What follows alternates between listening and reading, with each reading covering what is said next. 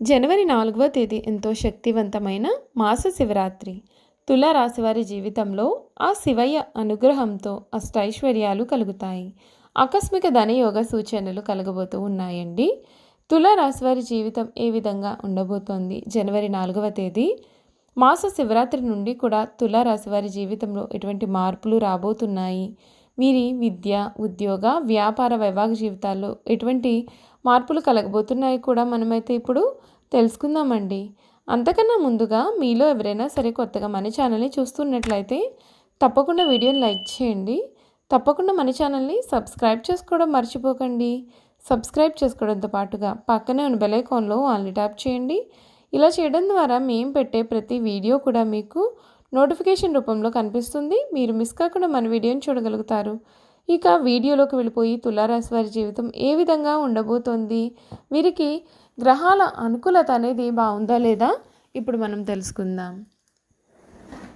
2024 సంవత్సరం తులారాశి వారి వార్షిక ఫలితాల గురించి చూసుకున్నట్లయితే కనుక ఈ రాశి వారికి 2024 ప్రకారం చూసుకున్నట్లయితే మిశ్రమ ఫలితాలను అందిస్తోంది. 7వ ఇంట్లో బృహస్పతి స్థానం మీ యొక్క సంబంధాన్ని చేస్తుంది. 7వ ఇంట్లో బృహస్పతి ప్రయోజనాత్మకంగా గ్రహంగా ఉండడం వలన మీకు శుభ ఫలితాలు కూడా లభిస్తాయి.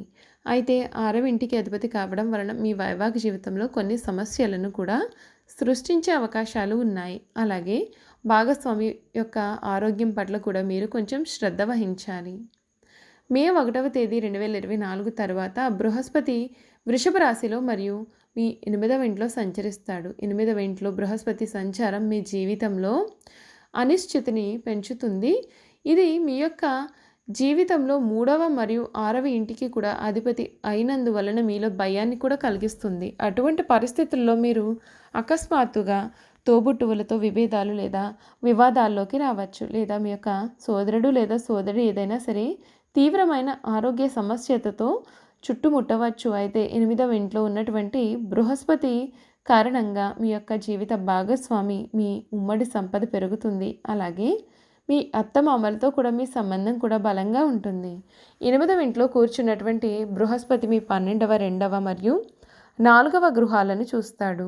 ఫలితంగా ఖర్చులు పెరుగుతాయి. అయితే ఖర్చులు ఇంట్లో పూజ చేయడం లేదా ఫంక్షన్ నిర్వహించడం వంటి శుభకార్యాలపైన ఉంటాయి. కానీ బృహస్పతి గ్రహం యొక్క 9వ అంశం కూడా మీ 4వ ఇంటిపైన ఉంటుంది. మరియు ఫలితంగా మీరు కొత్త ఇంటిని కూడా నిర్మించుకోవచ్చు లేదా కొత్త వాహనాన్ని కొనుగోలు చేయవచ్చు. 8వ ఇంటి నుండి బృహస్పతి మీ 2వ ఇంటిని కూడా చూస్తాడు. అప్పుడు మీ బ్యాంక్ బ్యాలెన్స్ నిరంతరం పెరిగే అవకాశాలు కనిపిస్తున్నాయి. శని రాశికి రావడం తులారాశి వారికి ప్రయోజనకరమైనటువంటి గ్రహమే కాకుండా శని కేంద్ర 4వ మరియు త్రికోణ 5వ ఇలుకి కూడా అధిపతి. దానిని మూల త్రికోణ రాశి చక్రం కుంభంలో మరియు సంవత్సరం పొడవునా కూడా మీ 5వ ఇంట్లో ఉంటుంది.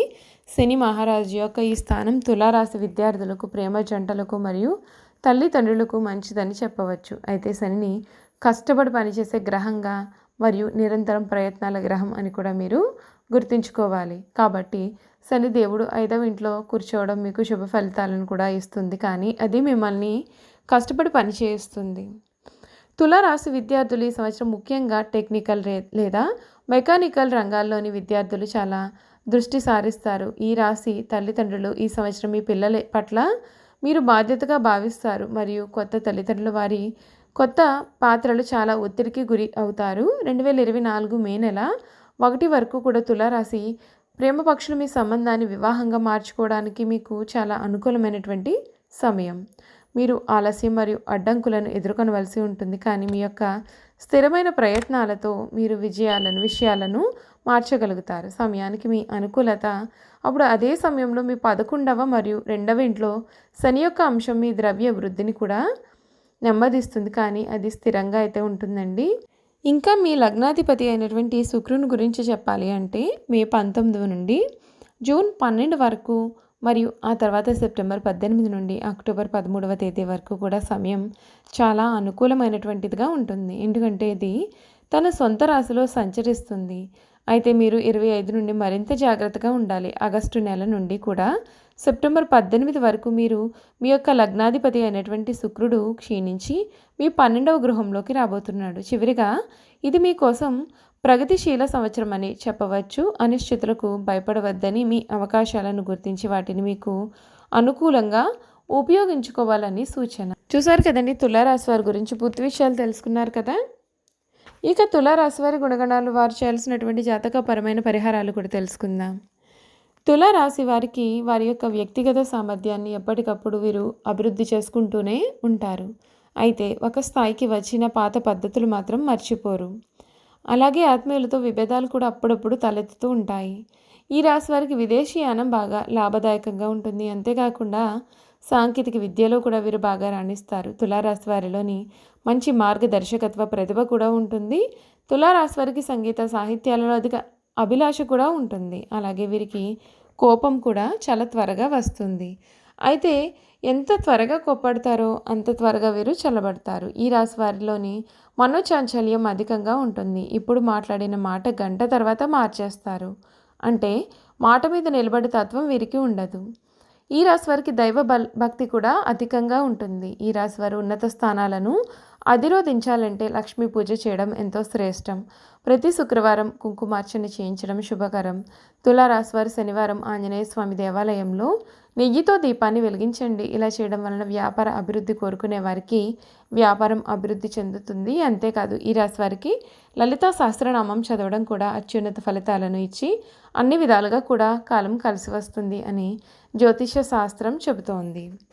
తులారాశి వారు శుక్రమైడమి కాలంలో జాగ్రత్త వహించడం మంచిది. ప్రజాబలము, సన్నిహిత వర్గము, అండదండాలు, సంఘంలో మంచి పేరు కూడా ఉంటాయి.